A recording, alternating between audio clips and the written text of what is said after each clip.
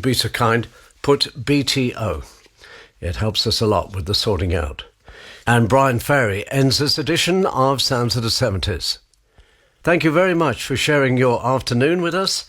And thanks too to our production team, Liz Barnes, Johnny California and Stephen Mitchell, who all work at Listen, who produce the programme for Radio 2.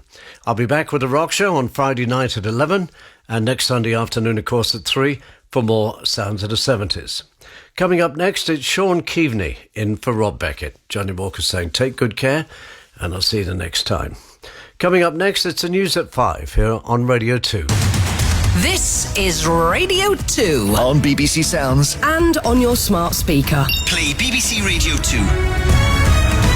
And with the BBC News at 5 o'clock, this is Jason Kay. Food retailers and manufacturers have been reacting to the government's idea for supermarkets to introduce a voluntary cap on the cost of some basic items such as bread and milk.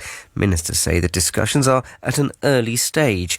The Food and Drink Federation said the costs of ingredients, energy, labour and packaging had gone up so much that some price rises had to be passed on. Andrew Opie from the British Retail Consortium says the government's proposals fail to address the factors that have led to higher prices. The main causes are pressures in the supply chain, and they're driven really by commodity prices post the Ukraine war and things like energy and cereals, but also higher labour prices. Retailers, farmers and manufacturers have done everything they can to strip out those costs, but there's nothing in these proposals that would give us any kind of cost reduction. The Health Secretary Steve Barclay has acknowledged that the government's commitment to provide 40 new hospitals in England includes refurbished sites as well as those built from scratch.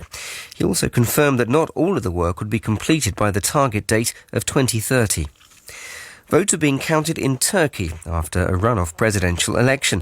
Initial results suggest the incumbent Recep Tayyip Erdogan is ahead of his challenger Kemal Kılıçdaroğlu.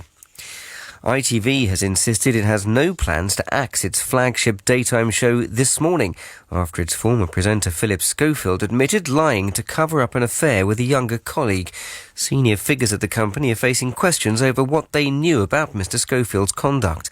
Simon Jones reports. Philip Schofield quit ITV on Friday, admitting he had lied to his employers, his colleagues and the public about his relationship with a young male colleague who worked on This Morning. He described the affair as unwise, but not illegal. ITV bosses have been facing questions about whether the programme could survive the scandal. In a statement, the network insisted This Morning would be on air as normal tomorrow and its future was not under review. It's unclear how or if Mr Schofield's revelations will be addressed. Devon and Cornwall police say 2 men in their 20s have died after being pulled from the water off the coast of Tor Bay yesterday morning. One of them was declared dead at the scene. The second man died after being taken to hospital. 3 people were seriously assaulted in separate incidents in the centre of Glasgow yesterday as thousands of Celtic fans celebrated winning the Scottish Premiership. One of the injured, a 31-year-old man, is in a serious condition in hospital. In Formula 1, the Monaco Grand Prix ended in victory for the defending world champion. Around Anthony Nogues, the checkered flag waits for Max Verstappen, who will cross the line first and take his 4th win of the season and extends his championship charge. Well, Fernando Alonso was second, Esteban Ocon third. Verstappen is now 39 points clear of his nearest rival in the Drivers' Championship. And the weather, it'll remain dry. Scotland will have a very cold night with temperatures in some areas dropping close to freezing.